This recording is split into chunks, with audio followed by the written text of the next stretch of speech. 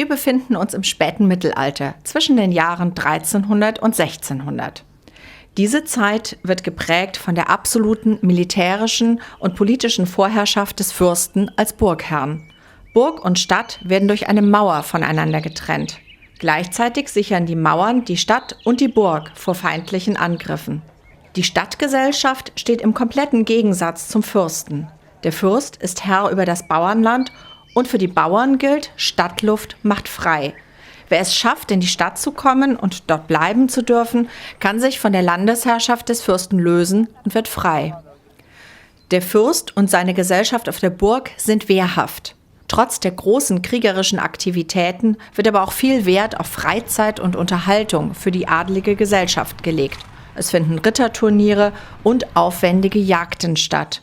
Vor allem der Silberbergbau wird intensiviert und der Landesherr wird noch reicher. Für die Mädchen des Adels gibt es nur 2 Möglichkeiten, eine standesgemäße Versorgung zu erlangen: die Heirat oder der Eintritt in ein Kloster.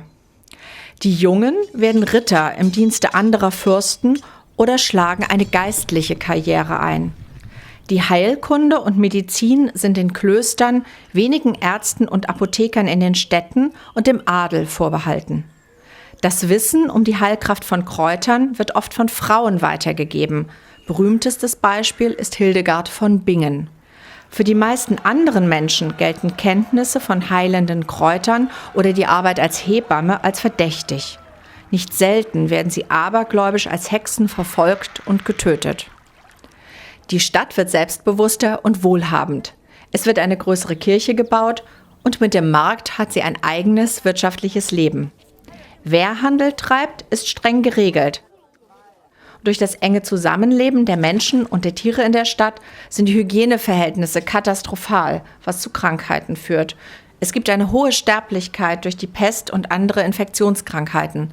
Viele Tote werden in Massengräbern bestattet. Die meisten Menschen können nicht lesen oder schreiben. Abergläubigkeit der zumeist ungebildeten Menschen begünstigt auch kirchliche Verfehlungen. So nimmt der Ablasshandel große Ausmaße an. Die Kirche gewährt dabei den Gläubigen Vergebung ihrer Sünden, wenn sie für eine Verfehlung an die Kirche Geld zahlen. Dies finanziert zum Beispiel den Petersdom in Rom. Vor der Kirche fordert ein Reformator wie Martin Luther die Kirchenreform. Der Ablasshandel soll verboten werden und die Gottesdienste sollen anstatt auf Latein in der Muttersprache der Gläubigen gehalten werden, damit diese ihnen auch folgen können. Zugleich ist es eine Zeit der Glaubenskriege, hier symbolisiert durch die sogenannten Täuferkäfige. Menschen werden der Ketzerei bezichtigt und verfolgt. Radikale Glaubensgruppen wie die Katharer oder die Täufer versuchen eine eigene Landesherrschaft aufzubauen. Formen religiösen Eifers häufen sich, symbolisiert durch Selbstgeißelungen in der Stadt. Die Stadt versorgt ihre Bedürftigen in einem Armenhospiz. Manchmal verteilt die adelige Landesherrin Almosen. Durch Wirtschaftswachstum und regen Handel wird die Stadt immer größer. Es gibt immer prächtigere Häuser. Als Zeichen für Handwerksregeln und ständische Ordnung ziehen stolze Handwerker, die in streng geregelten Zünften oder Gilden organisiert sind, durch die Stadt. Es gibt eine Apotheke, Tucher, auf dem Markt gibt es erste Spiegel, Töpferwaren und Salze zur Haltbarmachung von Lebensmitteln. Der Salzhandel wird zu einem städtischen Monopol und bringt enormen Reichtum.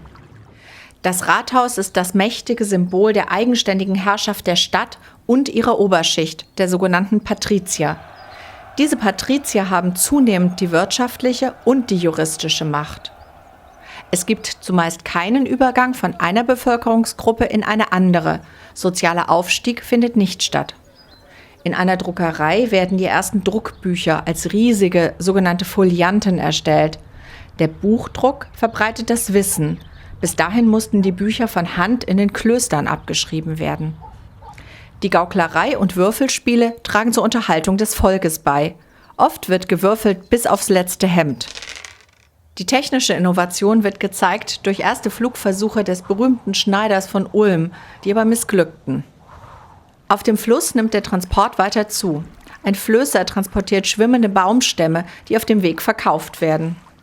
Der Rattenfänger am Flussufer symbolisiert die erste große Migrationswelle von Zivilisten. Die Klöster, Städte und Landesherren machten die noch als Wildnisse zwischen ihren Gebieten liegenden Wälder urbar. Dazu brauchte es Bauern und Handwerker.